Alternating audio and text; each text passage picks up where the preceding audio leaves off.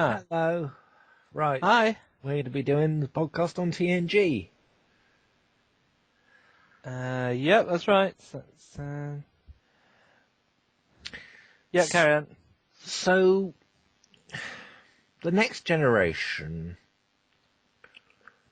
It was a started in the 80s. And yes. it showed.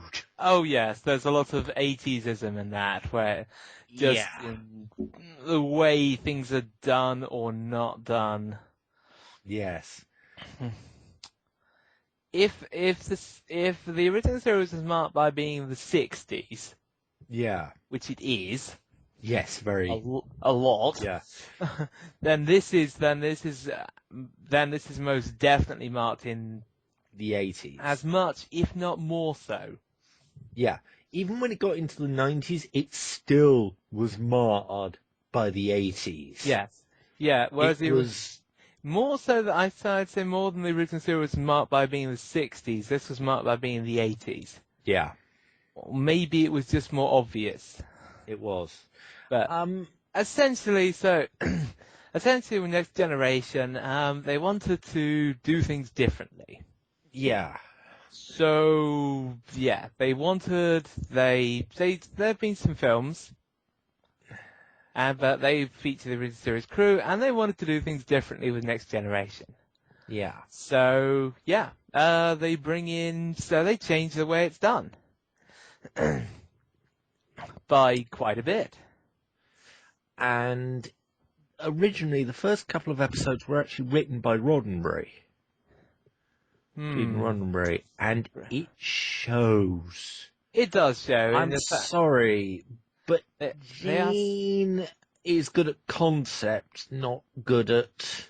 Yeah, they are some of the worst episodes. Yeah. Apart from the second episode, which was a callback to the original series, yeah, which is still good today, but my God, does it age badly? Yeah, that's the problem. That is the problem with some episodes of the Next Generation, particularly those ones. The aging factor, which is pretty extreme. Yeah. So essentially, Next Generation is,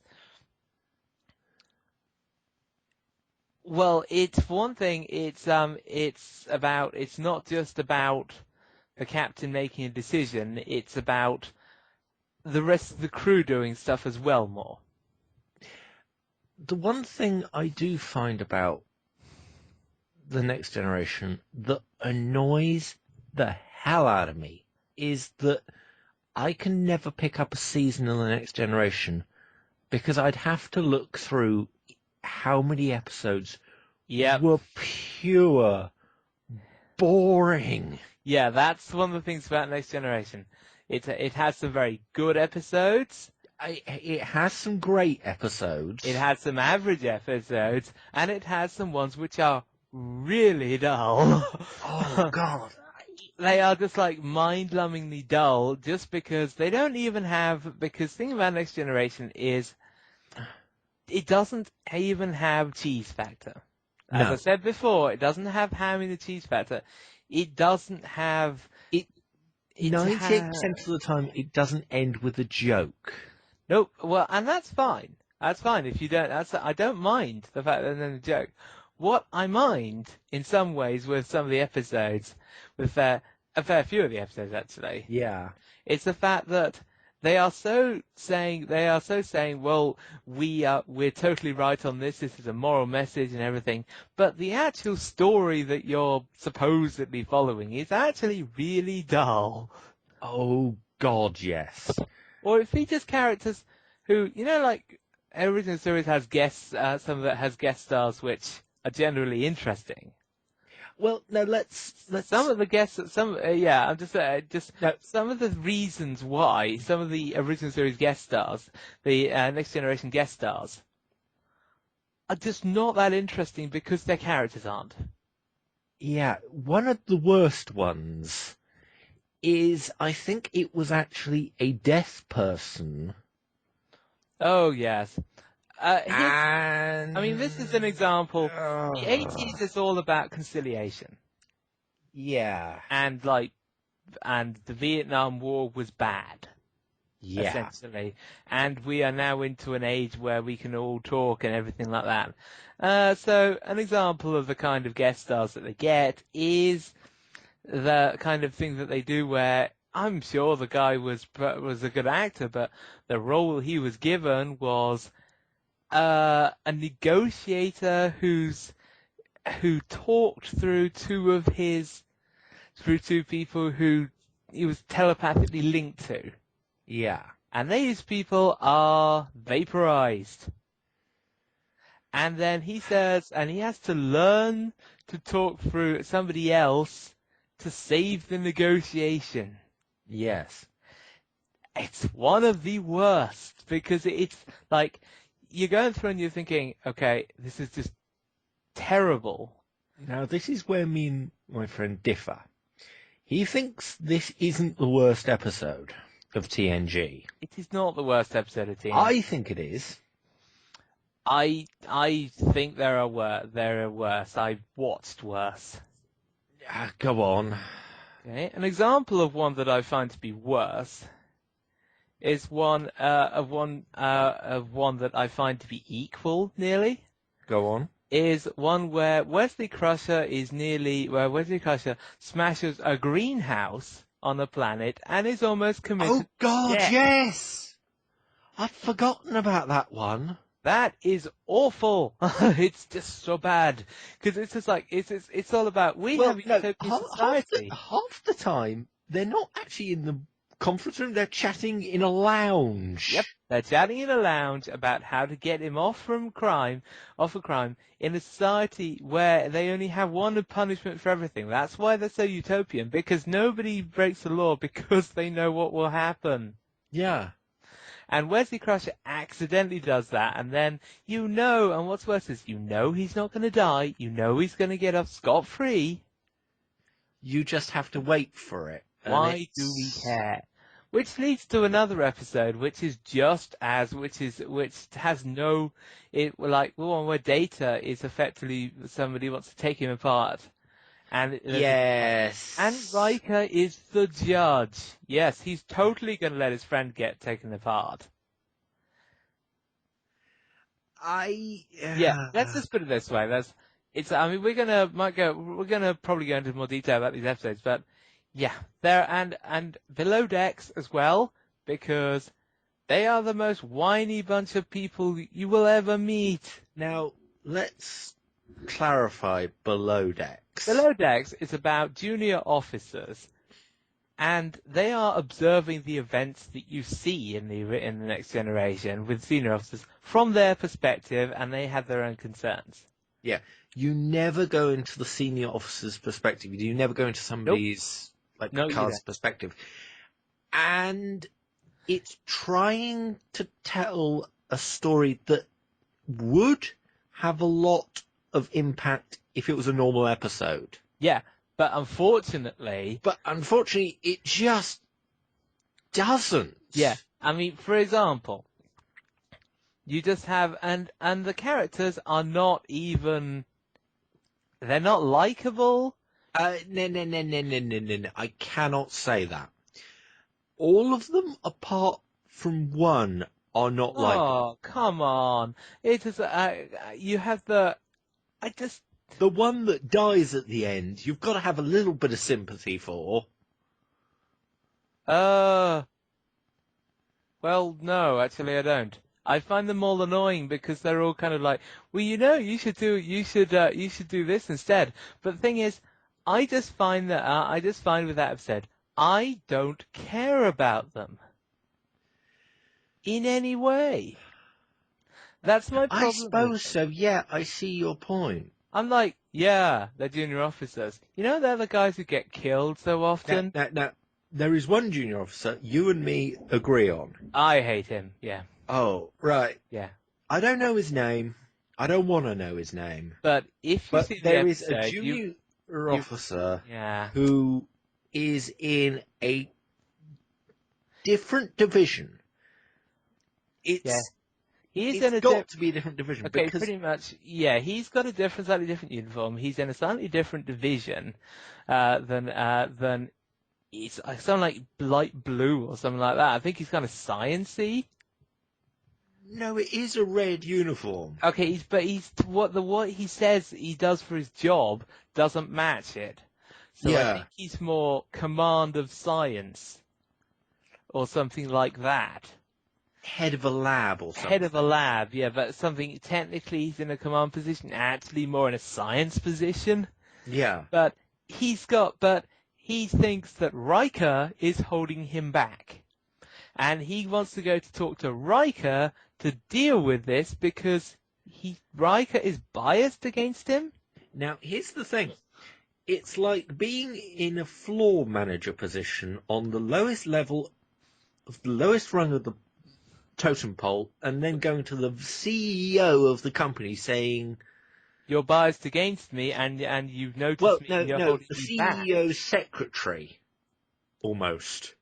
It's Make it even worse. It's worse than the CEO's secretary. It's actually like the deputy manager of a company who barely visits you. Who you might see in an office party once in a blue moon. Yeah, it is, and you say and you complain to him because you think he's holding you back. Yeah, Now, this guy actually thinks that's true. Not that his direct superior hasn't promoted him for so long because he's a twat. yeah, and he doesn't think he's actually any good at his job, or at least not good enough to be promoted. It's actually that Riker is holding him back. And part of the thing is, we all know that Riker doesn't know who the hell he is in the end. Yeah. Riker's just like, who? I've met him once, I don't remember him. That's it. And that's an example, and they try and make us care about these characters, but in the end, here's the thing. Next Generation tries, in a way, to not have 5 red shirts dying every episode. Often, no red shirts die at all. It succeeds 98% of the time. But sometimes, it just randomly kills people. For no reason. Yeah, like there's one with a scientific experiment where they just replace his blood with plastic. Pardon? Yeah, they're pretty much their races experimenting on them, experimental race. Oh, yes. Yeah. And it just replaces the guy's blood with plastic, and he just drops dead. And they're like, well, that's fine. But of course, the female ensign, and the female ensign and Riker escape from this and stop the plot, and they survive. Yeah. But this guy, he's just like, you're gone. The problem is, and that leads to problems, which is, and also in the first episode, Q just says, oh, this guy's dead. Yeah. I just snaps his finger and he's gone. It's like, yep, I see we're leading with that, we're still doing the same thing, kind of. And those guys get killed. Which leads to things like Below Decks and things like that, where they're trying to make you care about these guys, and you're like, these are the cannon fodder that you have used as cannon fodder in the past. Yeah. We do not have investment in these characters. What I do feel that the show does very well is good characters that you love. There are good characters. That's one of the things it But there does. is one that everybody goddamn hates. Yes. Well, And there are two actually. Okay. Well, I have two which I find annoying myself. Okay, you go first. Okay. The first one of the characters is, and this is one that I found slightly annoying, because the character's mystery was complete rubbish. Go on. Guinan. You've got a point there. Guinan has this air of mystery, and you're thinking she must have a really great backstory that we're going to hear about, and she's going to have all this stuff. The answer is no, Guinan doesn't. Guinan is just a mysterious bartender. That is one of the things that annoys me about this TNG is that for some reason they had to have a bartender that everybody talked to. Yep, apparently they do. And it makes sense sometimes. Just It have a does, it does, but I mean, but they overused it. There's another character who I like, who isn't overused, go on. and that's Mr. Mott, the hairdresser. Yes, yeah. He's nice. He's shown occasionally. He's shown occasionally. He's talked about occasionally. They kind of, when you need to introduce a plot element, you can have them talking to him. Yeah. Everybody needs a haircut occasionally. Yeah. But Guinan gets too much of a prominent role. Now, the problem with that is the fact that later on, you find that her only real mystery is the fact that she visited the Nexus. Yeah. And it Fine. That is it. There's nothing else. Well, And you're like, you have these whole things where she says, it's just that, like, you don't want to know what I know. now what is interesting is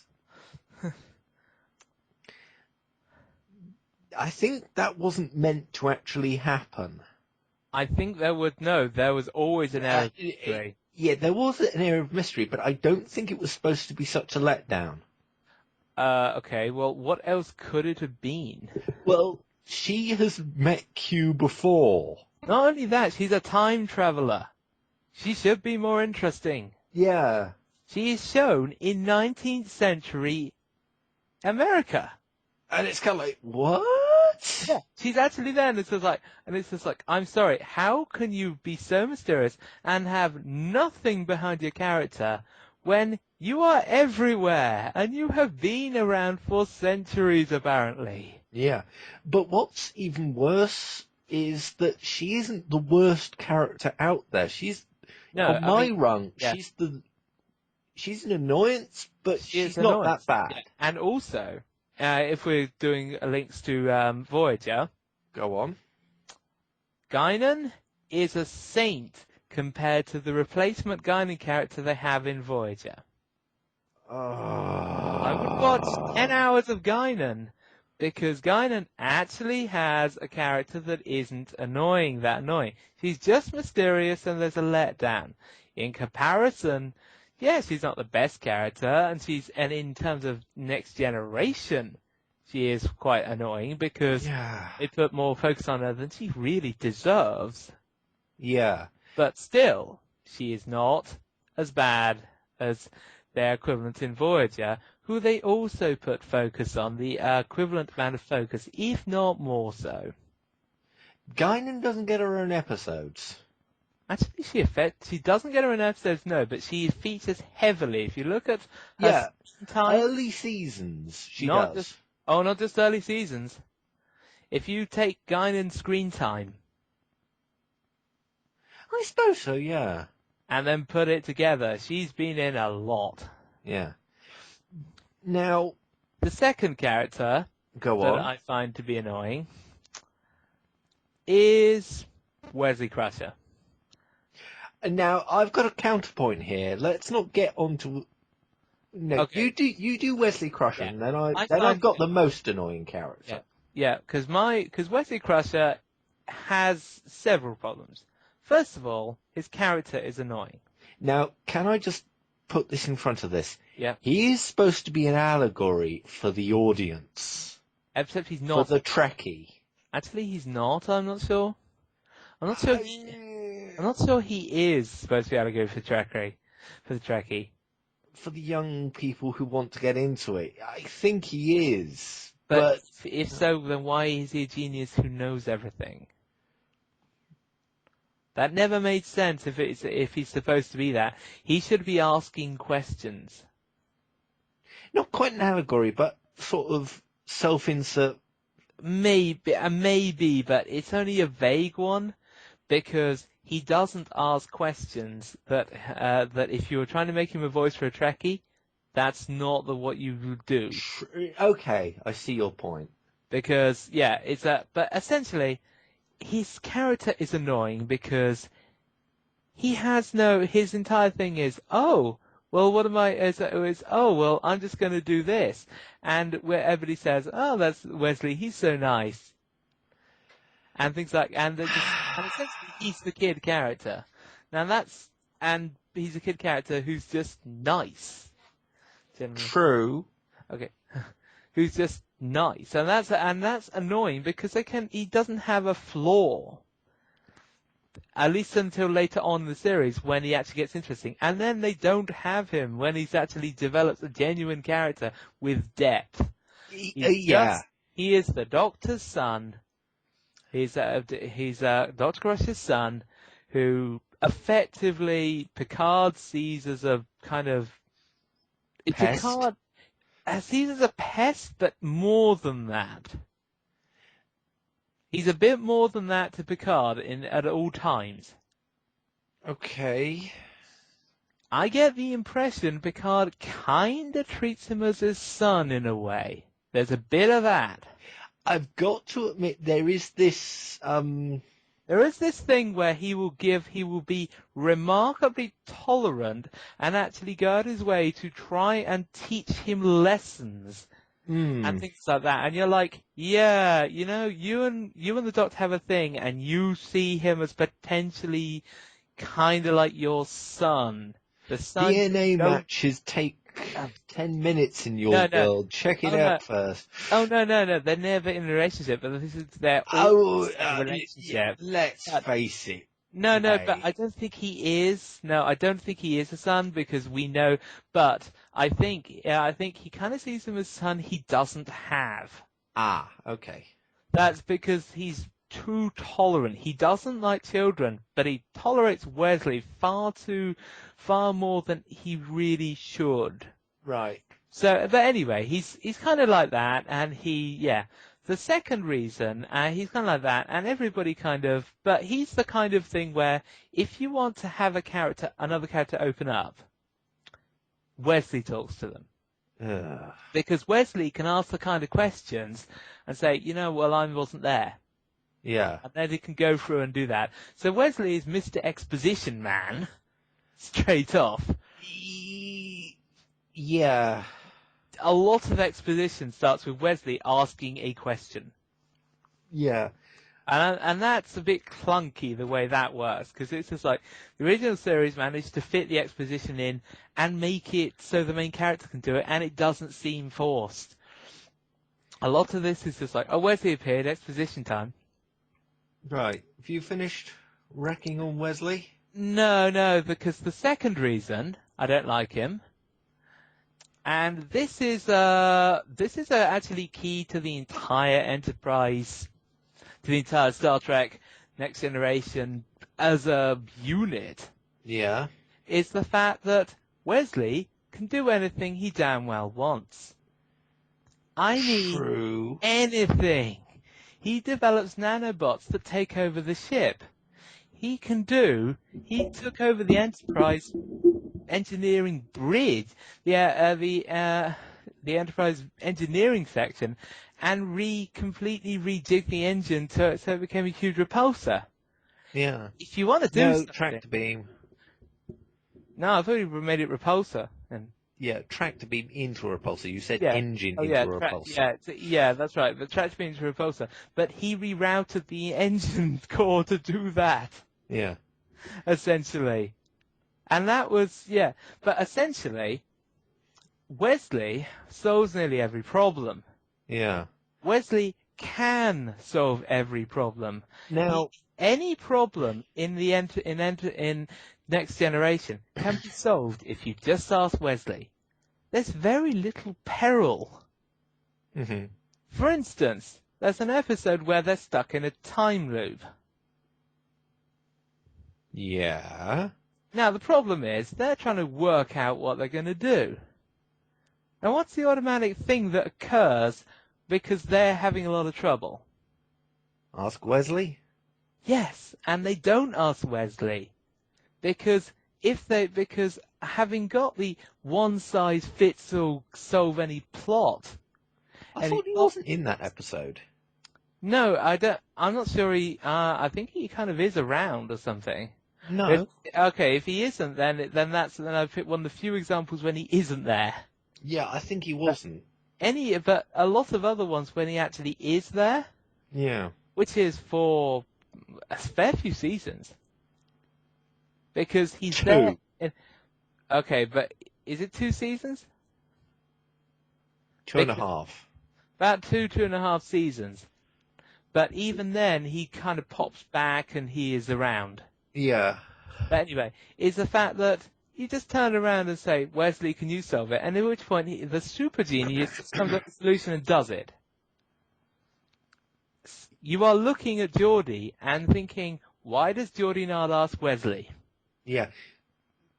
Have you finished?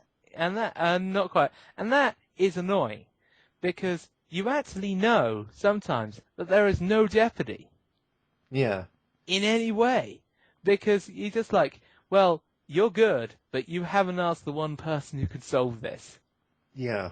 And that's annoying. That's like having Q on your crew all the time. Oh, And it's we'll just like, get to Q. yeah, but imagine Q as a permanent crew member. And all you had to do was say, could you fix that, make that thing go away? Done.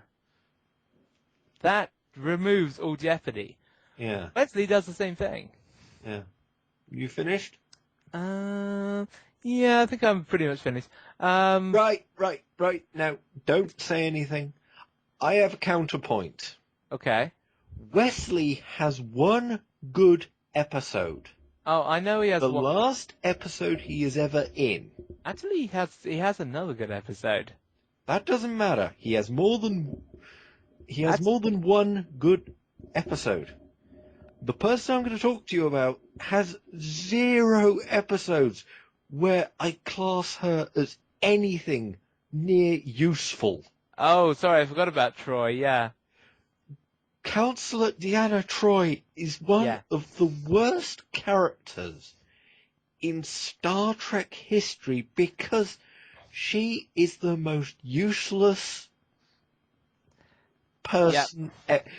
Now, there's somebody called SF Debris, and he did this joke that is really funny, that basically says,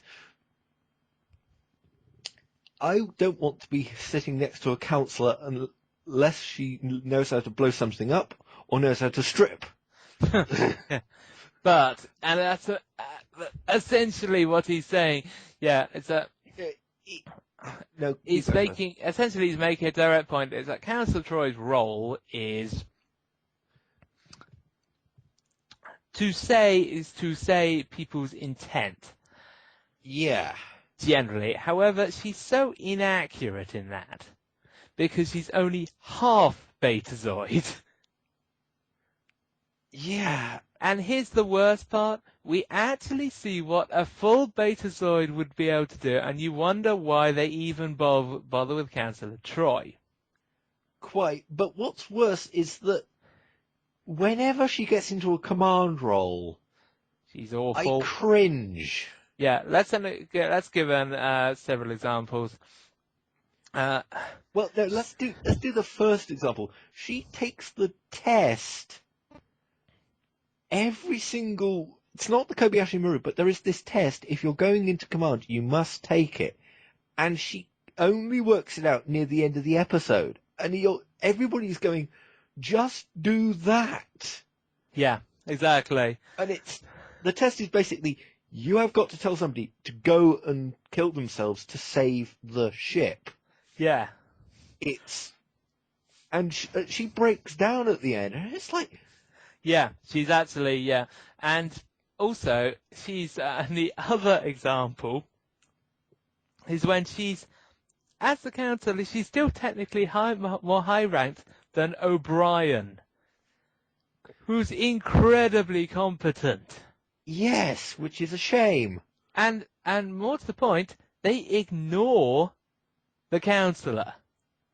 She also is the conduit for every single bad, stupid, or incredibly annoying alien invade. Yeah, but the thing is, in a second command role, remember the one where the Enterprise is hit by that quantum thing? Yeah. Yeah. more or less actively ignore her.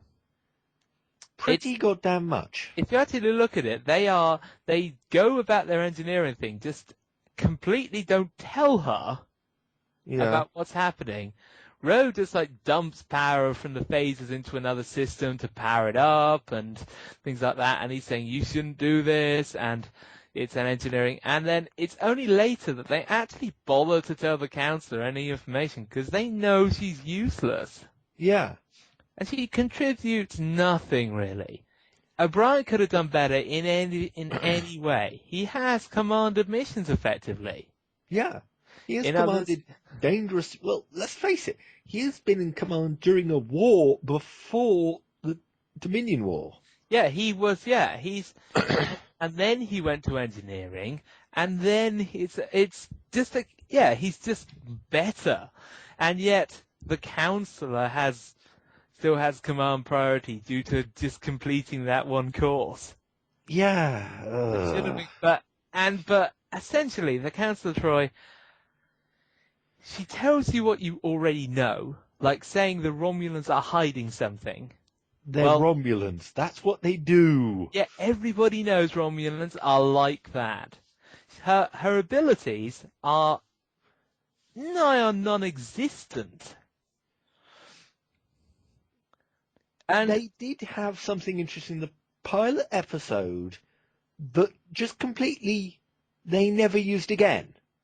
What, she can sense things? No, she can talk to people through their minds. Which they completely ignored for one particular... And it's the cheapest effect. It's a voiceover. Yeah. The problem is, though, with that they realized that didn't work. Because the thing is, and here's why the character doesn't work as well. Go on. She's only half Betazoid. True, but That's what is so annoying, because you see her mother, and her mother can go, talk to people through their minds. yeah, I can just do so much. I mean, yeah, Lysana Troy is really annoying as a character, but as abilities go, people say that Wesley Crusher is bad. No. No, Wesley Crusher is bad. There's no doubt about it. Wesley Crusher is bad, but comparing him to Deanna Troy, I'd say he has a far more story sabotaging effect that he can do, which means that he regularly does sabotage the story. yes, but you don't want to kill him as much. Deanna Troy, but Deanna Troy is Or essentially tell her to shut up. yeah. Or Often get enough, on a stripping pole. yeah. Often enough, I find with Deanna Troy the fact that she's she in episodes centered on her, massively annoying. It's that some other episodes she barely talks. Yeah. She's just like there in the background because they're aware that she has nothing to say. Yeah. And that's really bad for a character when the writers know that it's like, this character has nothing to say. They're on the bridge, they should have something to say. Something that they would be useful. No, actually they don't. So essentially, I find Wesley Crusher to be bad because he is the wrecker of story plots. Yes, but that gives you more interesting plot. No, it doesn't in a way, because you actually have, when you have Geordie, for instance, Geordie is not the best engineer in the world. I think the fan base is going to rant at me in the comments, but go on. Okay. Geordie, if you compare the other engineers. B'Elanna, no. O'Brien, I don't know. maybe. B'Elanna does a lot of stuff. B'Elanna is insane. Yeah, but B'Elanna deals with Janeway's insane requests. That's true. Let's put it that way. It's the warp drive has been dumped. I want it back as soon as possible. That's not soon enough. Well, we are in the Delta Quadrant with I want it done. Yes, I Oh, can do that. Yeah, okay. and that's an Okay. example of what B'Elanna can do. Yeah. You think not much, so B'Elanna's good. Scotty, yes, he's very good, but he also has a competent team, and he always admits that. Yeah. O'Brien is probably the best, I'd say. O'Brien uses virtually nothing. What about Tucker? Not Tucker. I don't rate Tucker's abilities. Yeah, I do know what you mean. Tucker is like supposedly the best there is in on that. Starfleet, and In I really Starfleet. don't know how Starfleet got anywhere. Well, no. Starfleet is a young Starfleet, so he may be the I best. still don't know how they got anywhere with if engineering-wise Tucker was the best. Yeah, because the problem is Tucker is the best. They have limited experience. Tucker, and they have limited experience. So Tucker is just like, yeah, well, you're the best we got. Why? Because you have some experience. That's True. effectively it. I mean, if you look his experience, it's, well, I helped you on the test flight. Yeah. That's what we found out. Pretty much I helped you design this damn thing. I helped you design this prototype, and I went through and. So why are you so anti-Geordie? I'm anti-Geordie because Geordie, consistently, he has an advanced engine, right? Yeah. All the parts that Starfleet can provide. Yeah. And yet, how many times do we have breached manifolds? And engines that just stop. And systems where he has to perform level 3 diagnostics. No, level 1's the worst. Oh, sorry, not level 1. 3. Okay. Level 3 to level 1. Often level 1 diagnostics. And he actively admits he doesn't know. I must admit, when he works with Data, he's better. When he works with Data, he's better because Data directs him more often, but a lot of the time... I must admit, he's a bit like a headless chicken. Oh, yeah, a lot of the time he is. You actually look at what he's doing and you're like, I'm sorry, you are surrounded by really competent people. You do not use them right, for one thing. Yeah. Barclay is one of the people who ignored. Yes. And he actively ignored him, and that before, and you get the impression that's one of the reasons, because he was giving suggestions that, yeah, nah, because it didn't fit into Geordie's repair schedule. If Barclay was in charge, they'd slowly upgrade the Enterprise D to the Enterprise E by the end of the series. Exactly. And it's kind of like, what the hell have you done? It's 1,000 times more powerful, 1,000 times more powerful on the shields, and we can now take out Borg with our torpedo launchers. Well, we just need to launch aluminum can. Not so much. Not so much, I'd say. Bartley isn't that good, but Bartley can think on the fly a lot better than Geordie can. That's true. I mean, the one person who can... Well, let's put it this way. In the episode where Scotty meets Geordie, or Scotty comes back, Scotty schools Geordie. He totally schools Geordie. Because Geordie is just like, well, what are we going to do? Well, we're going to take this system and this system, get these shields, and block open this door. And Geordie's like, what? Yeah. Because he can't think of a solution because he's just not that good. No. It's one of the things where somebody will have fans of Geordie just saying, well, no, he's awesome. But the problem is, he's on a Galaxy-class starship with one of the best engines. Oh, no. It gets worse. He goes into the computer and says, can you help me make the designer? Yeah. Yeah, so that he can work something out. And it's kind of like... He can't do it himself? Yeah. got the engine. It's your engine. Yeah, it's you should know this inside and out, and you should be able to come up with a solution. You don't see the other people just calling up the designers No. because Geordie needs to, and it's things like boosting power, which Geordie should be doing. Yeah. So in the end, yeah, he's a fairly good engineer, but I don't know how he got to be in his position.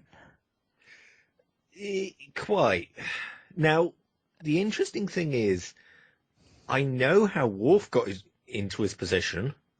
Worf got into his position by being the most belligerent guy there was and just being really good with weapons. Yeah, compared to Tasha Yar, who... Oh, Tasha Yar just barely fired a gun. Tasha Yar was an interesting idea, but then they realised they've got a Klingon on the bridge and they're doing nothing with him. Essentially, they realised, but it's he was like assistant, and also Tasha Yar just really isn't that good as a weapons officer. No, she isn't. Though on the other hand, I'm getting onto Worf. Here's the thing about Worf. Go on. Worf in Next Generation is a fish out of water. Yes. Everybody knows that. He's more of the Spock kind of character who was a fish out of water in... No, he's not a Spock character. Oh, no, that's probably Data, isn't it? Yeah, that's Data. The problem with Worf is the fact that he's mindlessly violent. There was one episode where, correct me if I'm wrong, we're being fired on with pulse lasers. Yeah. Do you wish me to fire back, sir? With full things knowing they would destroy them. And pulse lasers wouldn't even get through the shields. Yeah. He threatens everyone with death. Pretty much. Because even people who can't harm him at all... First, let's give them the ultimate thing. First episode, Worf pulls a phaser because Q is on the view screen. The view screen. And he says, "Do you intend to blow a hole in the view screen, Lieutenant?" And it's just like, "Oh, sorry." But the thing is, Worf likes to kill things. That's what Worf does. The problem is, in Next Generation, that's the opposite of what they do. Yes. They will take a look at something evil and deadly, and the last thing they generally do will be to fire weapons. The first thing they do, though, is I've got to start this conversation. It's going to take 3 hours for us to do it, but I've got to start it. Yeah, but before we do, because I just go do the Worf thing. Yeah, so Worf is really competent. He has the weapons optimized to everything, but the amount of times he actually fires them, most of the time he says his lines are weapons ready, phasers locked, and he controls the shields. Yeah, basically he's got every single button on the thing, so there's like one button for turning on the shields, 556 other buttons that fire the phasers and photon torpedoes in random. In his preset patterns, which he's probably done, but the thing is, he's massively overly competent, but overly competent for what he actually does. You could have somebody half as competent as Worf, and they would never notice. But what you end up with is Worf saying, "Shall we fire on them? Yeah. Shall we blow them out the sky with all these guns I've got? Yeah. With all these weapons I've got? No, Mr. Worf, hold fire. No, no, no." He always gives the offensive solution. Yeah. And they always tell him no in briefings. Yeah. It's only Deep Space Nine where he actually comes into his own because there's a big war on and people are saying... Sisko goes, yes. And then Worf goes, okay then, and doesn't fire. And she's like, no, you can fire. Oh, yeah. right. Pretty much. There's a war on, and at that point, Worf is just like, "You mean you're actually going to listen to my bloodthirsty request?" Yes, I am. It's just like, yay! Yeah, because I want you to kill them with extreme prejudice. I've been waiting for this all my life. Essentially, that is what. Yeah. It's. I've been waiting for this all my life. fire everything at everything. Yeah, pretty much. That's it. Yeah, but yeah, he's actually because that's essentially Worf's role is to be the blood the I'm going to be guy. slightly coarse here, but if he in the first battle sequence he's ever been in Star Trek Deep Space Nine, if he didn't have a semi, I'd be surprised. Yeah, and that is the thing with Worf. He's a weapons officer on a ship that is essentially diplomacy a lot of the time. Yeah, Diplomacy and science. yeah. And now let's get back to one of the worst things about TNG. A Romulan warbird decloaks. Yes. Now Conference. this is an example of why Worf is one of the most redundant characters because of that. Yeah. Because let's just put it this way: you got and now before we should probably mention some of the other characters Go on. beforehand.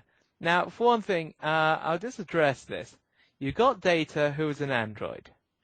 Now, based on the original series one, you should actually the response should be, Yeah. who the hell cares? That should be the response from watching the original series. Because there are so many human-like androids that they don't even bother to try and see how they're manufactured. Yeah. They actually have a planet which manufactures them, and they don't care. Because they cancel them so often. No, now the thing is, Next Generation, they completely changed that for reasons unknown. Yeah.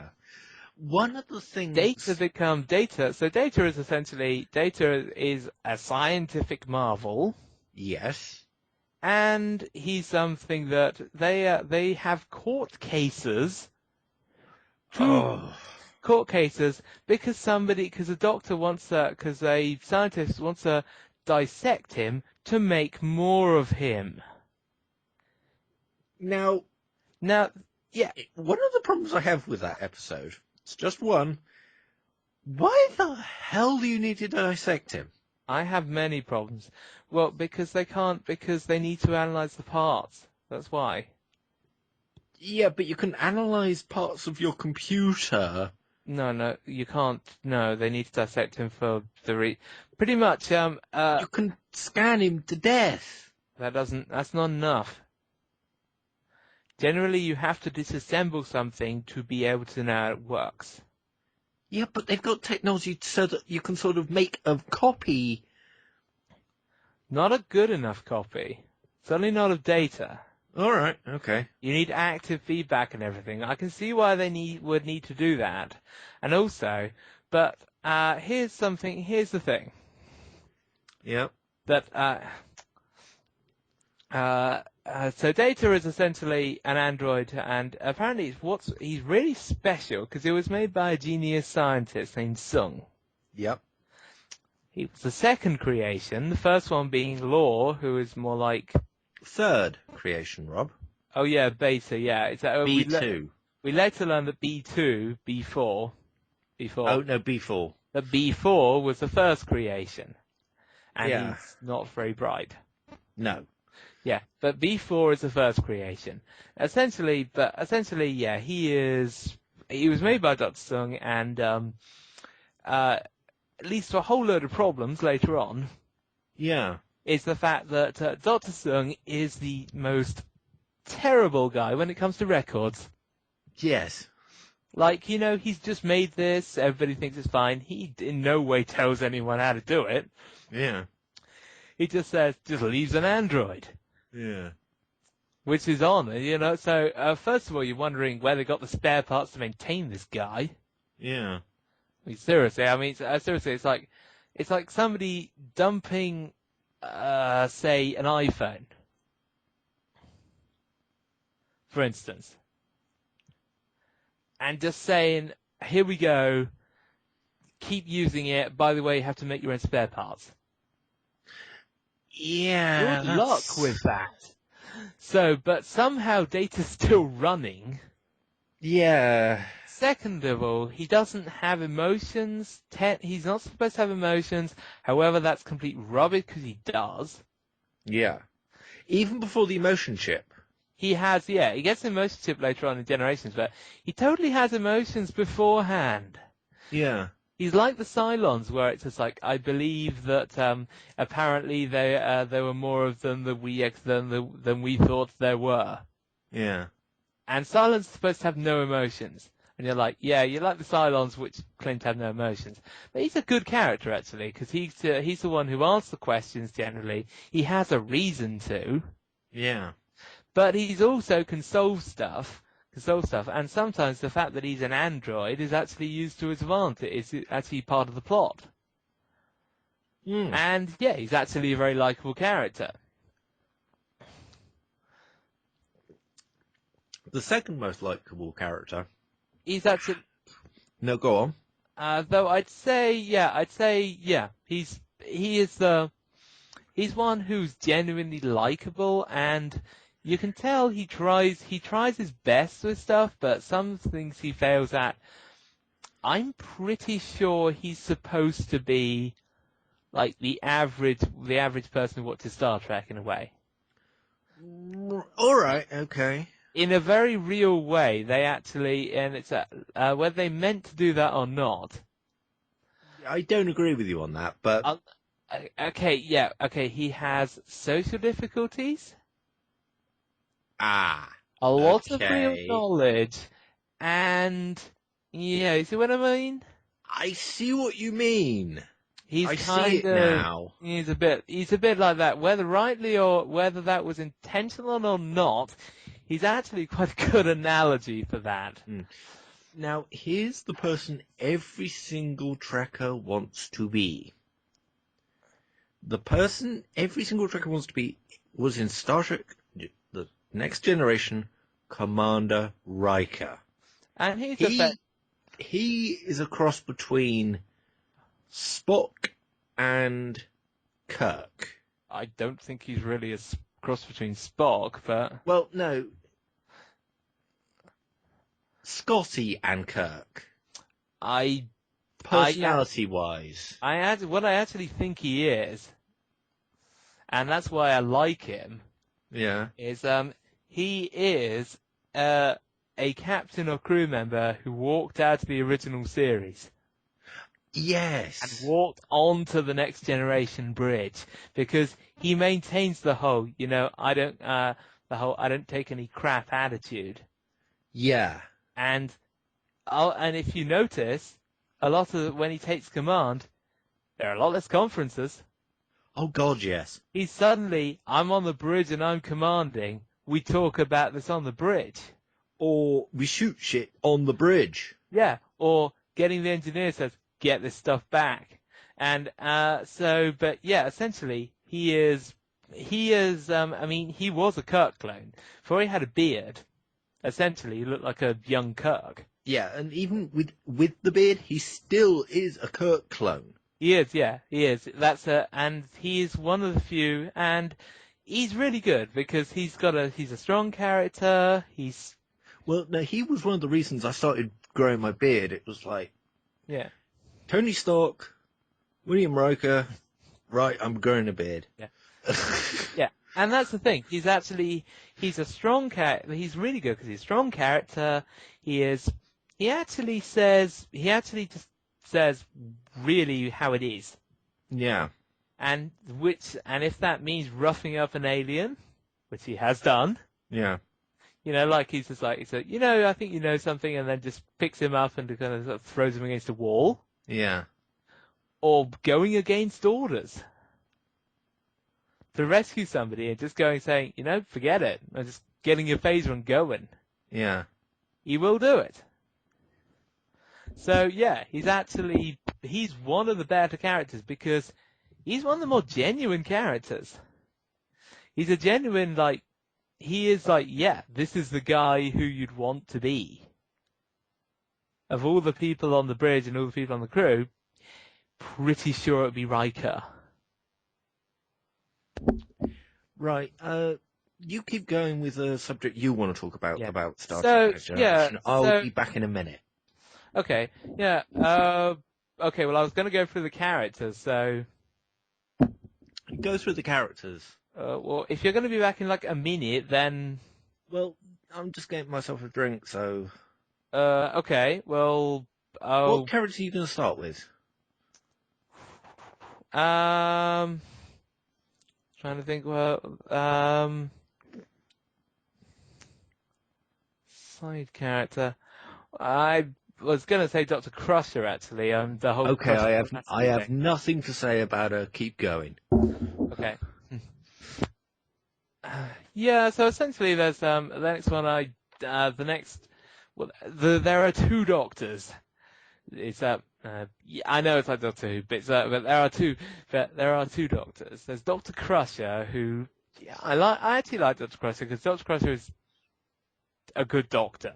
And she's a nice character as well because yeah, essentially she's like fills in with a medical role, comes up with stuff that other characters wouldn't because medical, and it also has the right to actually question somebody else saying like, yeah, you're never going to do this, and she can say, well, I don't agree with that, which she has on occasions when they're saying rules and regulations mean that we're going to put this person in danger, or just hand them straight back to somebody who wants to effectively like put them in chains or something like that, which effectively that has been done.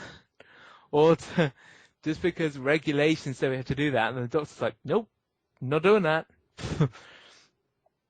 So yeah, and there's the whole thing with with the whole thing where she's like, so essentially, it's actually I like her as a character.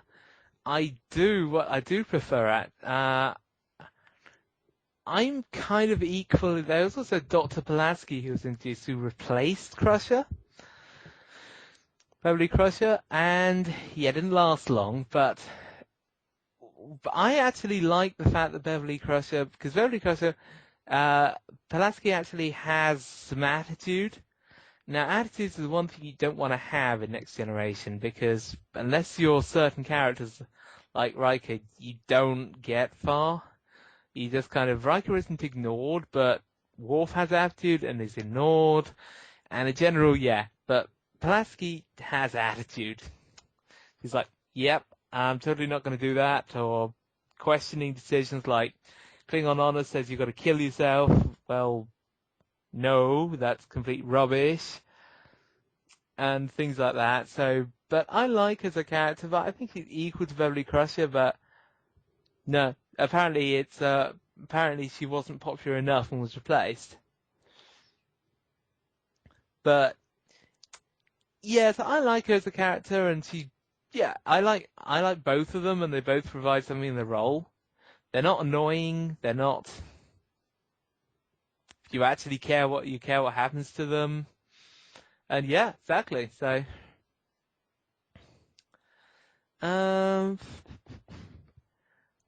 so essentially, yeah, it's one of the main problems is we were saying about 80s-ism. Is Councillor Troy on the bridge. You have to have a councillor on the bridge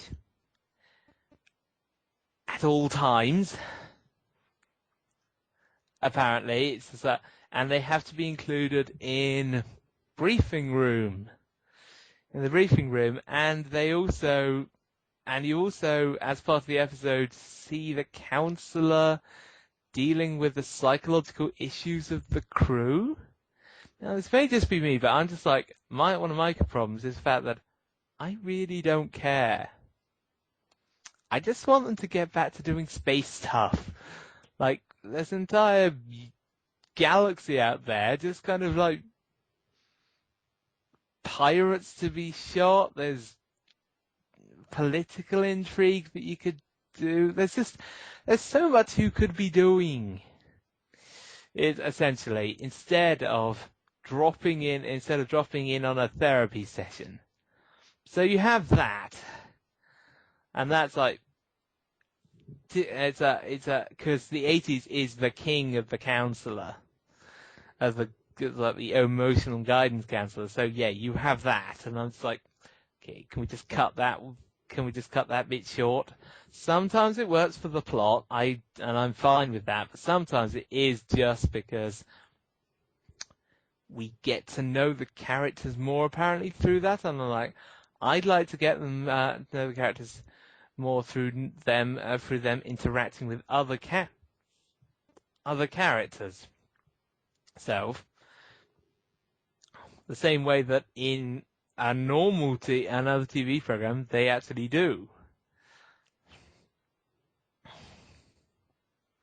where the whole basis of the relationship between characters is one of the glue that holds the show together. Instead of them saying, well, I'm having an issue with doing this or something like that. So, yeah, essentially, that's one of the problems with the 80s-ism. Another is essentially the threats that you have in Next Generation are the same as the original series, a lot of them. Really? Well, in terms of the threat level, there's things that can kill you. I think there's nothing more threat leveling than the Borg. No, there are. What, in the original series? Go on. Yeah, in the original series, it's the Corbomite maneuver craft that can just kill you. Oh, I Straight see. off. Yeah, Straight off. you've got a point. Yeah, and that's just one of a species that just have beacons saying, "Could you please not go here?" Oh wait, you went here. Oh yeah, yeah. Yeah, the Gorn, who destroyed an entire Starfleet colony. Yeah. But the thing is, still, Ninth Generation and the original series have the same threats. Mm. How it's dealt with is it's very 80s-ism, and that's where the problem comes in, which is a lot of time the threats don't wait. For instance, you got things like a space creature is eating everything. What are we going to do? Conference. And what you actually need is what they do in the original. It's like the space creature does not wait for you. It attacks. It's just like, but in Next Generation, they have a conference where they talk for about sometimes 10 minutes. Yeah. About the pros and cons of how they're going to deal with the situation. And the problem is, in the meantime, what's happening? Why are they not attacking? Why are they not being eaten? What's going on with that? And sometimes they are actively dying in the meantime. Oh yeah, there was one where there's one where they're freezing. Yeah. Because of the Ferengi. And they take 10 minutes for a conference. Yeah. To discuss options. And then after they've had the conference, they then decide to talk to Ferengi and beam down to the planet to try and sort it out. Yes. Yeah. After the conference. And that's an example of 80s because they do that so often. It's just like, I'm sorry, just do it. Now, I'm not sure if this is an 80s-ism, but it's also something I hate about the Next Generation. It's really summed up in one episode. Darmok and Jalad at Tanagra. Now, if you don't know what I just said, neither do I. No, essentially, it's about if the 60s and 70s was about the senseless conflict that already existed. It's the 80s is about avoiding conflict and communicating with people, which is fine up to a certain point. When you get an episode where the entire point is that an alien race, as Sveti said, we're stealing the captain of a ship, and then nobody can, and we're stealing Picard, and the captain, Picard and the captain's ship are on a planet Yeah. are left on a planet which has a dangerous threat on there, Yeah. and they're effectively dumped there with to try and get them to work out how to communicate. Now, the problem with this is there are many problems with this concept. One thing, it just ends up most of the time with being two people going, can't understand you, Yeah. which is annoying as it is, but made worse by the fact that you then have a threat they cannot fight. And in the meantime, we've got the Enterprise being constantly outgunned Yeah. by another species. This is a flagship being outgunned. Yeah. And it's just things like that where it's, yes, I get the communication is good, but sometimes you just gotta just don't do an episode like that. And it's just, the payoff is like, yeah, this species we've never heard of. Yeah. I And mean, never hear from again. yeah. And yeah, you never see them again. It's just like, but that's an example of another racism where it's like, it's a small world, we can all communicate. And the answer is, yeah, you can, Now- but it's not particularly interesting to do a lot of the time. Now, I mean- there is one thing about the 80s that I did like. It gave us one of the best storylines that went nowhere-ish. Okay, what's that? There was the storyline of the invasion. Well, basically, it's corporate culture, Right. and it's the invasion of Starfleet from within. Oh, yes. Well, that's an example of, that's an example of, that is an example of atheism at its best. Yes. Because that is, like those corrupt corporations or executives. So it's just like, Think RoboCop. essentially think RoboCop or think any kind of 80s thing where you got Enron. where you got people manipulating things and they're like ha ha ha and the bad guy. Yeah. But essentially it's that with an alien species manipulating Starfleet from within. Yeah. And yeah, it's great because you Now, have it's things. a multiple episode arc. I think it's 3 or 2. I think it's only 2. Oh, should have been a lot. I think it should have been a lot more because that. You could have had that over a season. I would have done that Yes. with little things, but no. The answer is it's a 2-part thing where essentially. But it actually isn't 2 parts. It's just one episode, then a couple of episodes, then the following episode. It wasn't aired one after the other, I don't believe. Okay. So, yeah, okay. But essentially it's a case that, captains come along and say, we've been looking at at ship movements, things like that, we noticed a stirring pattern. Yeah.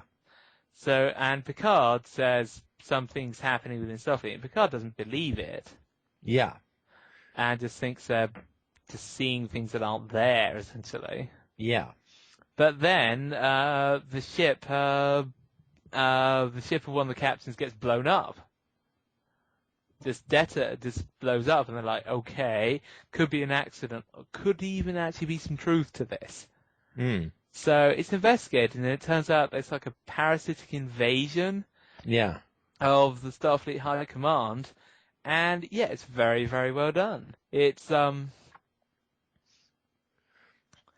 of the ones where I'm not sure it's a classic 80s-ism, because they've done that before for the 80s, but it is certainly like corrupt corporate culture in the case of Yeah.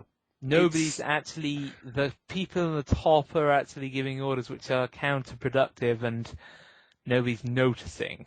Yeah. I sort of think of it as 80s-ism because it's an allegory for corporate culture. It really, at that time, it sort of showed where corporate culture was going wrong. Yeah, it's the whole people not questioning it, and then it's effectively it's those as a whistleblower said, Yeah, that's not they're not there's something wrong. yeah, Yeah, and then and him not believing it because it's like, well, why would I not? Why would I not believe the people higher than me? yeah. But it's one of the things I'd say it's one of the episodes which is very good because it actually shows the fact that, and here's something that I don't like. Here's something that the original series doesn't press so much on. Yeah. But I don't like the fact the Next Generation presses so much on it, Go on. which is the future is perfect. Ah, yeah. The Next Generation says so much about how the future is perfect, and you're like, Now, we get it already. no. Let's add something to this. The Next Generation says the future is perfect. DS9 says it isn't. Well, DS9 is set in it's in a non-Starfleet place. Yeah, but that doesn't mean everywhere that the Enterprise goes is perfect. Let's face That's it. true, actually. No, not always, but yeah, Not there always, are places, but there by are the end of the episode, it will be perfect thanks to the Enterprise. not necessarily. There are some things where it's not perfect, and it doesn't remain perfect. But a lot of the places where where the Enterprise goes, they solve the problems and they leave them in peace and harmony, and that's it. Yeah. And All with flowers in the hair, that kind of bullshit. And a lot of stuff like that, and also a lot of the problems that a lot of the times that actually like they deliberately do it like as a comparison between society as it is, Yeah. like there's and society as it would as it was and is now, Yeah. saying like aren't we so much better? Essentially, but they never explain how, which is annoying. It is. And It is highly annoying because if you don't bring attention to it, like the series doesn't effectively. A lot of the time, it just sounds like, no, we're not going to tell you how it's organised because we know you'd find that boring. yeah. But But actually, we're not going to hark on about it because we know you just want to. That's not what you're looking for. yeah, I've got to admit, they've only got a certain amount of time to do it, so. But still, they devote too much time to it. True. Yeah, and so a lot of the places they go to, are pretty perfect. Yeah. But a lot of the places that Star Trek Next Generation goes to are actually close to the Federation or are in the Federation. Yeah. But it's an interesting thing about Star Trek Next Generation. If you look at a lot of the things, they are dealing with stuff in Federation territory. yeah. But let's face it, DS9. I'd say to begin with, it was a shithole. No, but the problem problem with comparing Deep Space Nine to Star Trek Next Generation Go on. is Star Trek Next Generation. A lot of it takes place. I mean, they say like we're boldly going where no one has gone, but that's pretty not much that's not true because they actually join a lot of ships. They encounter a lot of Federation colonies. Yeah. Sure, sometimes they find new planets and go to new planets. But a lot of the time, they're actually in Federation space, and which explains why they can actually do the whole, this is Federation things, everything's nice and happy. Yeah. Because, you're in your own territory. It's like, I'm going to go exploring and only go into the other side of the garden. You're effectively, it's like, that's fine. Or even, it's like exploring Britain and saying, everything's fine. And saying everything's fine in comparison to, say, Afghanistan, going to Afghanistan, which effectively where Deep Space Nine is set. Yeah. More than anything else. I know this is a silly thing to say. I think that DS9 explores more. It's more out of the box than TNG. Well, they actually have to think about different solutions because they can't, as they say in Deep Space Nine, we cannot just apply standard Starfleet solutions Yeah. to these problems because it doesn't work because they're not all Starfleet. Yeah. But essentially, that's one of the things about Star Trek Next Generation is the fact that, yeah, a lot of the time they are not exploring beyond the galaxy, Yeah. beyond the area that is known, and which does lead to some odd things sometimes with their missions, which I Yeah. don't really understand. Yeah. Like, a lot of the missions are in Federation territory or around it, yet some of the other things, they do things like encounter planets which have never been encountered before, encounter colonies. Well, I've got to admit, the Federation is one of the worst mapped systems in the Next Generation ever. Apparently, because you encounter colonies of things like eugenics colonies. Yeah. It's just, which have just been sitting there and not trying to hide. And they just arrive, they're like, oh, you're here. Yeah. We kind of sent a distress call, but until now we didn't, and they're like, until now we didn't know you existed. Yeah. And you're like, okay, how did you not know that? Don't you explore star systems? So anyway, that's one of the things about it. You will find them, for instance, like when they encounter people from the 20th century and they're just like, effectively, how did people live like that? We're so much better off. And you're yeah, like, it's sort of... The question that comes up is, how are you living now? Like the guy says, we don't have any money. How does that work?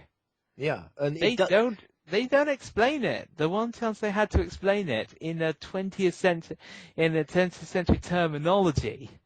Yeah, To and people from that time, they just totally dodge that bullet and say, no, not going to explain it.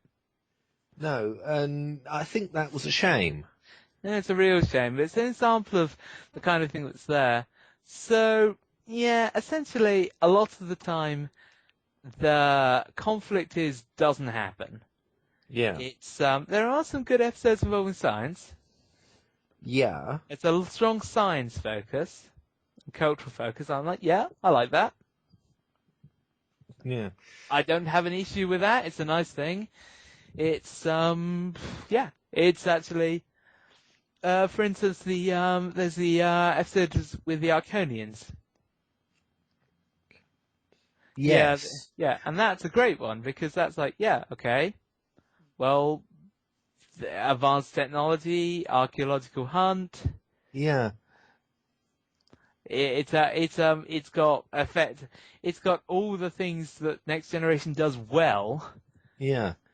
And none of the bad things. No, it doesn't. It's got like Worf is effectively. Yeah, it's one thing I would say is the fact that Worf plays too limited a role, but apart from that, one of the things that can we talk about the Borg? no, I don't think it's. I was thinking if we're going to talk about the Borg, we probably need to mention and we haven't talked about one character. Oh, what, Q? No, it's Picard. Yeah, so essentially Picard let's talk about Picard. Yeah, so essentially Picard is like the opposite of Kirk in a real way. If Riker is Kirk, Picard is like the moderating force, but he's also capable. But he's a very good character because he's more diplomacy.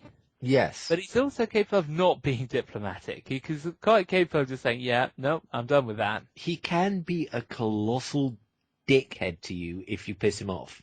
Yeah, he's not. There was a scene in one of the episodes where somebody hailed the Enterprise, and he knew they wanted Picard. So it's just Picard just walks over to the plaque, the Enterprise plaque, and just dusts it lightly. And it's just like, exactly. And then Worf says, "Sir," and then he just walks back to the center of the room, on screen, and he knows that he's pissed the other person off by making him weight, Yeah, which but is clever. yeah, it's things like it is things like that where it's actually and he's fine with like saying okay, and at times he's been like we'll fire back, because he's yeah, aware that he's on a very powerful ship, so it's just like go ahead.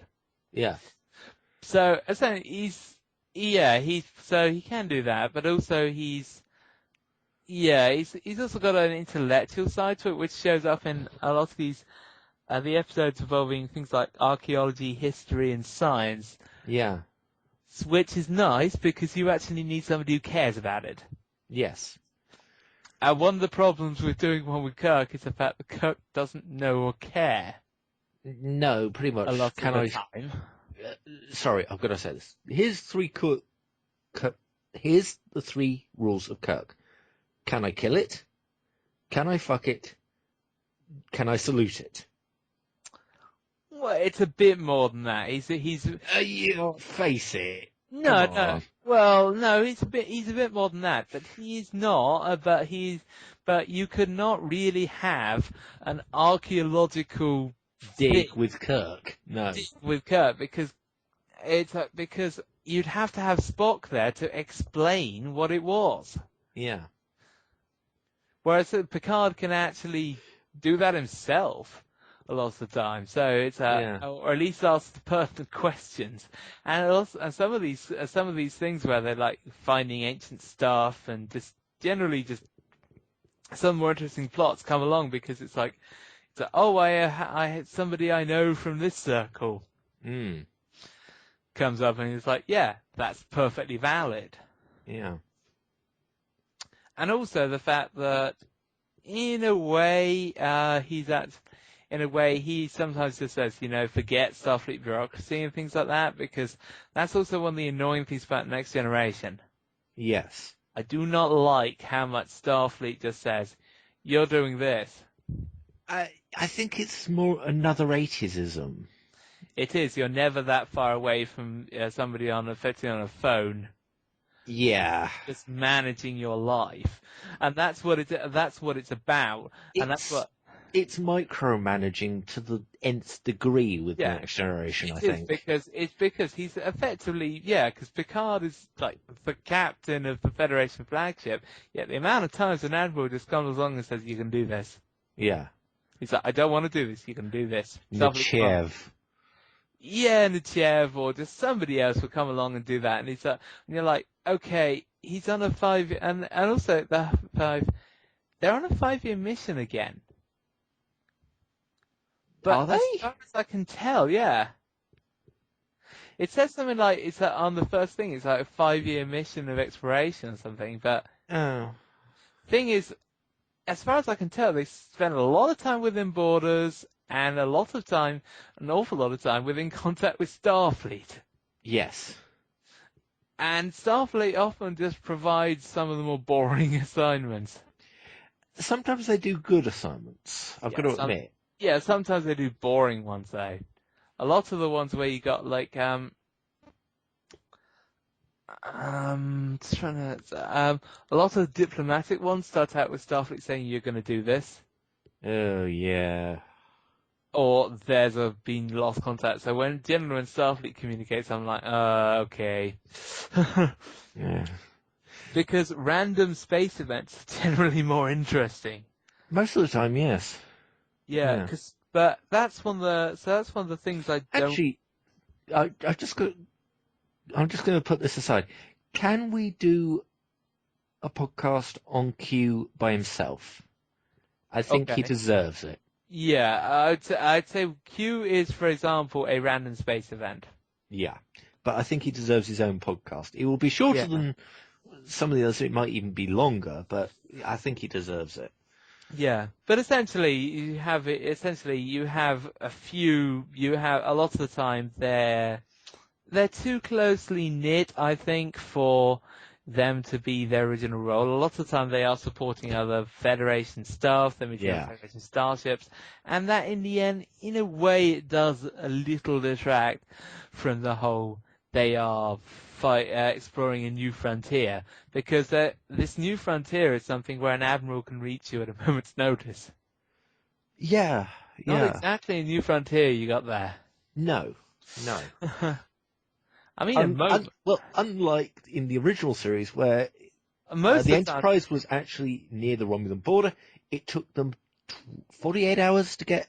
yeah, 48 hours to get communications, something like that. Yeah, And often enough, they didn't even, their only communication was sending information about what they were currently doing, yeah, just in case they were destroyed. yeah, And then, so you must have had Starfleet going afterwards, well, we got your info. yeah, But yeah, essentially, a lot of the time they are just doing that. And yeah, that actually improves on the whole exploration part. yeah. It does. I Essentially, yeah, it's one of the things where Next Generation is not primarily about exploration. Like, it, one of the things that really interests me is that it's just gonna be a slight thing on Q, but Q says in one of the things, you haven't explored anywhere, and it's so true.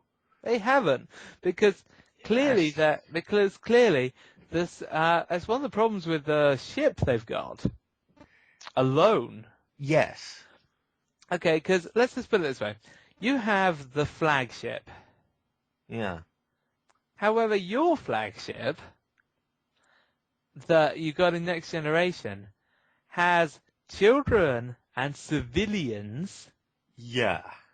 and as far as we could tell, relies entirely on replicators, Yes. and in general is not in any way equipped to actually go away from anywhere, to actually go that far away from a starbase. No, I quite agree. So it doesn't. For that reason, they're not going to say, well, what are you going to do? I'm going to send them out into completely uncharted territory where they've never been before with these civilians. They've actually got Yeah. to, the amount of times where they haven't massively fought, and you know it's in the back of their minds. They're just like, I know who we got on board. Uh-huh. It You know, they've surrendered before they've even got a bloody nose. yes. And I think partly that reason, but if a lot of the fights, but essentially a lot of the fights in Star Trek Next Generation are exchange some fire, run away, one will run away, the other will run away, the Enterprise will get boarded, sometimes. Yeah. Well, let's tell them the worst story. 3 Klingon birds of prey, Old surplus going on Birds old of Prey. Klingon surplus birds of prey, bought by Ferengi.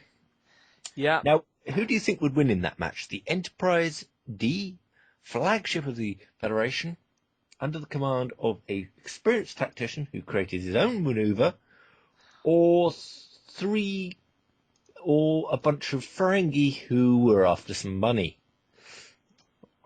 Unfortunately, the answer is the Ferengi, and they then took the crew away as slave labor. Yeah. And that's the thing. That's the thing. They actually surrendered. First Yeah. off, there wasn't a running battle in the corridors. And there Yeah. weren't even that many Ferengi. No. It could just overpowered them, and that was a point of the episode. It was the sort of fact that there's no way we can fight them. It's like, no, you totally can. Yeah. So yeah, that's an example of a kind of thing that they do. And in the end, yeah, that's why you don't watch it for anything like that. No. No, you don't. Yeah, so essentially when we get to a lot of the time it is the case that the battles will be useless. Yeah. And that's why the science and exploration side is better when they actually do it, Yeah. because that's something they're actually good at with the script when they bother. Yeah. One of the worst things about The Next Generation is that you think there's going to be a good battle and they don't show it. Yep. That's true. They don't actually. Someone say you actually just cut away and say nope. Yeah, and it's kind of like, really? Right, it's not like they're lacking a budget as well because they're now using computer effects. Actually, they weren't at the time. Well, they were kind of. Nope. Models. Okay, but they were still using computer effects for the phaser hits and stuff. True. But But the point is, advancing technology from the original series should have meant they were able to do more. not less. Yeah, why is it that the original series manages to make it look, in some cases, manages to make it look better? Because I have a funny feeling that they were told, let's not do a swashbuckling epic like the original. Which I think is a major mistake because you have to have some swashbuckling. Now, let's face it. Let's tell them about... I know I'm probably jumping around in subject-wise, but let's tell them about how one of the best scenes in Star Trek came about. What? It was the cliffhanger to Best of Both Worlds. Well, that's massively jumping about. I'd say. But no, it gives me a point. The reason why that episode is so beloved is because they didn't realize, they didn't know that if the show was going to survive. And they didn't know if the cast had to change from one season to the other. So they spent their money, a lot of money, making sure that if Patrick Stewart had to go out of the series, it was going to be with a bang. Oh, well, okay, but that... Yeah. Do you see where I'm coming from? Not really. I'm not sure how that relates to the previous point about the fact that their battle sequences are... They can do it when they want to, but most of the time they just get told not to. That's what I really mean. Okay, well, in that, yeah, you have a good point there. They actually, yeah, it's not that they can't, it's the fact that, yeah, it's, certainly in terms of budget, it's, they can actually do a good battle sequence and actually, Yeah. And in general, when you have Riker doing stuff, it's really interesting. 100 times better. Yeah. Just in general, with that, it's a Riker factor. Yeah. Somehow he manages to do that. But I wouldn't say he was Kirk. He wasn't just... No, he's not Kirk. He's not Kirk. He does have one of the powers which, again, shows that in a way shows that Geordi isn't the best of engineers. Go on. The fact that just maybe he's just not driven, or something like that. It's the fact that and it always works, and I don't get why. Yeah. Is telling people they only have. He goes telling Geordi or telling somebody else they only have half the time that they thought they had. Yeah. And it works. Yeah. It's really interesting that people. No, I've lost what I was thinking. Yeah. What were you saying? Yeah, but essentially I think that is more the case that a lot of the time they're on a scientific and exploratory thing and they just don't have somebody telling them, you must do this in this time. Yeah. They're given all the time they need.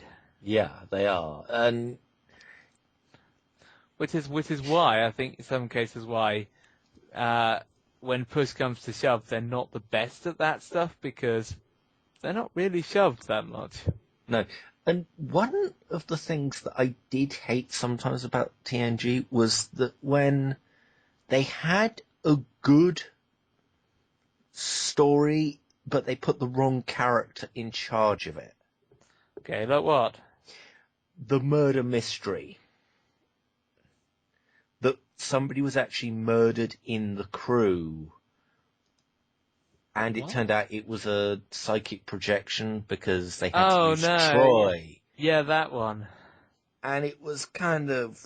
Oh, yeah, it was Why Troy? Why Troy? That was... Yeah, I didn't get that it had to be Troy, and that I think they could have just done the fact that anybody who gets hit by, who spends enough time with the energy field, Yeah. and also the fact that they actually, yeah, the resolution was the fact that in construction, Somebody had died, and yeah, it. I think it was an old murder, Yeah. and there was psych energy left from that. But And there wasn't really that much of a resolution. not really. I mean, they didn't even find any remains, so there was never any kind of like, it was these people, it was just, oh, well, we're done, and presumably that, That's presumably that place was locked up. yeah.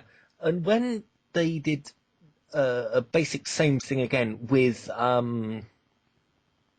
Riker, it was Oh, brilliant. yeah, because on that one you had an explosion, you had a death, Well, no, here's the thing. You only saw the their point of explosion, views. and Yeah, then you saw the holograms of it, basically from a, everybody telling their story, and you had it in the hologram, so it didn't really. yeah, it wasn't like a normal episode. You actually had, Yeah, it was clever. yeah, and it was like, yeah, okay, well, who was in the right in Yeah. the end? And also you had the radiation zapping things. You're like, where's that coming from? Yeah. And the answer is, it's from the generator that's working that they've got in the holodeck. Yeah. But no, that's an example of when that's done well, but when it's done because they picked the right character. But can you imagine with Troy, it would be like, they'd be like, Oh. no, I can't see Troy just shooting this console. No. No. Eh, Sometimes it doesn't work because he's just like, just can't see you doing this. Sorry. No, neither can I. I just feel that the whole thing with Troy was a big mistake. It's putting too much emphasis on a character can have an impact on the stories, but Yeah. yeah, it's essentially there are good episodes. I think sometimes there are a lot of good episodes, but there are also in a lot of ones that are not. Good. A lot of ones are below standard. You would not Yes. try and watch them again. No, you watch them once and then you forget about them. Yeah, and that's really not so good. I mean, they're not. It doesn't even have the so bad it's good. It just has some are just like, nope, that's kind of dull. Yeah, there are none that I'd say.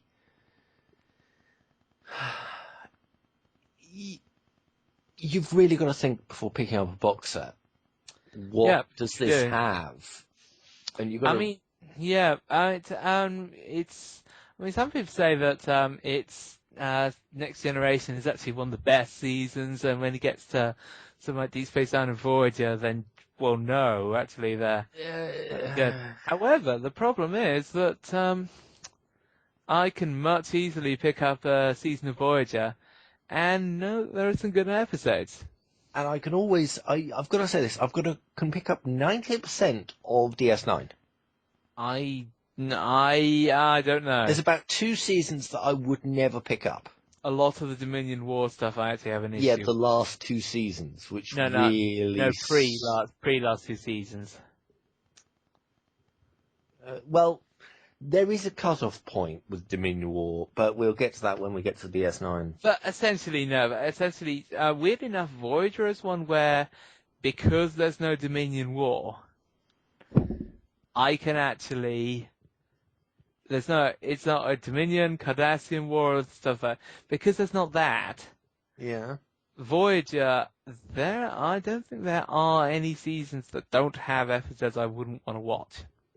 Yeah, I'm with you on that. And that's something that the Next Generation doesn't have so much. I mean, it's like, yeah, it's Yeah, just got Next Generation bland. definitely doesn't have that, because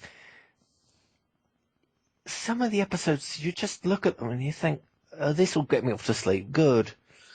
Data's Day gets me off to sleep very well. Oh God, yeah. That is. You think it would be interesting? A because it's diary from Data. talking about talking to the other characters who you like. But it isn't. It's It actually no. really It's isn't. It's kind of like, how do you screw that one up? I don't really know how, but it's managed. So But which ugh, it's just like yeah, and that's an example of where they're just like yeah, we're going to do it with a human focus on the characters. It's like yes, but you have to have something else to focus on. yeah, you do. And That's one of the problems when you don't. It's like, well, really, you have to have a secondary plot line of something happening. yeah. So is that all you want to talk about? No, I would say it's I would say as well the for some reason as well the graphics, particularly the way the ship moves and things like that, are not very good in Next Generation. It I, it's not. It's not so much. It's not even the fact that we're it's still dated. talking models here, so Yeah, but the problem is, I don't like the fact that, given the fact that you're using models and the added computer effects, and and it doesn't feel as if you're as fast, or as just generally as doing as much as the original series. Actually find that for all the flaws in the effects in the original series, it feels like if you're in a flight where they're flying along at warp 9.9, yeah, it feels like they are flying along warp 9.9. The effects show it, and you don't just have to have the classic thing which they have, which original series, they do it well, the whole shaking left and right thing. yeah, Next Generation do it badly. When they want to show that ships being badly hit, they just show like a little kind of beam hitting the ship, and then they shake the bridge. yeah. And everybody goes like that, and you're like, no. One of the interesting things they actually cut out from Next Oh, and Generation. also, no damage. I No, don't no, like no, that. no. They cut out the idea that you cut into the middle of a corridor and have people shaking. Yeah. What's wrong with that? Because it's, as far as I can tell, generally, if you're not in bridge or engineering, it doesn't shake. Yeah, pretty much. And actually, I think it shakes even less in engineering than it does on the bridge. Yeah, for no reason at all. Yeah. And yeah, also another thing I don't like about is the fact that what happened to showing damage on the ship? Yeah, that didn't happen at all. Yeah, you see ships which are mostly destroyed, and like for instance, you know the one where the Yamato Yeah, gets destroyed? yeah. Well, compare that to the Constitution from the original series. Oh. Well, No, you which can't actually really looks say that. You can't really actually say that's not battle damage. it was damage. Internal damage, not battle damage. Okay, but you saw explosions and the hull looked pristine. Yeah. Okay. I The think problem, yeah, well, not really, no, it's because it's a key point on this one. no, the hull shouldn't have been damaged. No, but you see it blow up in stages. And? You don't see large sections of hull Hmm. Okay. blackened and stuff like that. And that's one of the problems I have with it. Also the fact that they have a big budget, Yeah. Next Generation. They have fights and damage and stuff like that. Yeah. Okay. I wanted to see. I get the original series couldn't do this. I get this. But you could just see, you just had occasional sparks, and then Scotty said, it can't handle it, Yeah. essentially. But the Next Generation, Deep Space Nine actually does this. Yeah. and as does Voyager. But Next Generation, for reasons unknown to anyone, as far as I know, you don't see damage. Yeah. Can we make this a two-part podcast? Because I think we've got... How much more have we got to talk about? I think we've got a lot more. I don't know. I have to. Well, once we've gone through this, we'll have a think if we can think of more. But because I think we'll probably want to talk about a couple of episodes maybe. But essentially, so we might want to do that. Okay, Yeah. but we can divide it when we're thinking of talking the episodes, I guess. Yeah. Yeah. So, but it's if we. But essentially, yeah, because we haven't actually talked about the Borg or about the episodes. Yeah. But essentially, here's one of the things I don't like. Yeah. It's the fact that you see like things like Klingon birds of prey firing at the Enterprise and like space fluxers and things like that. But the problem is, and they have a huge budget. They have a huge budget to have 10-minute conference calls and stuff like that. Stuff that doesn't make any difference in the end. Mm-hmm. But when do they ever show actual damage? Never. Holes On in the stuff. Enterprise. On the Never. Enterprise. Holes in once. stuff. Okay. That's When's the one? Once.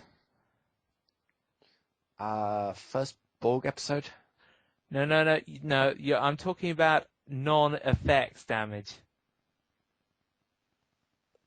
I mean, an actual physical set where they show something that is not pristine and perfect. What, on the Enterprise? Yes.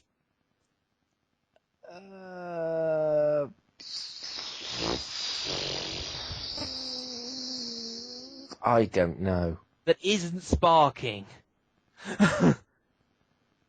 They don't do it. Yeah, they don't. And that's one of the things that annoys me, because they can say, we're in great peril and there's massive damage and stuff like that, and you're like, yeah, but you couldn't spare the budget to show it. Yeah. That really annoys me, because that's something that all the other series do. Yeah. And not to mention the fact that that's something that the original series does to the best of its ability. Yeah. Okay. You see that wreck stuff, and I'm just like, and Next Generation is just like, look, I don't believe you're in peril sometimes, because all I see is a couple of consoles sparking, Geordie saying, oh dear, there's this happening, Yeah.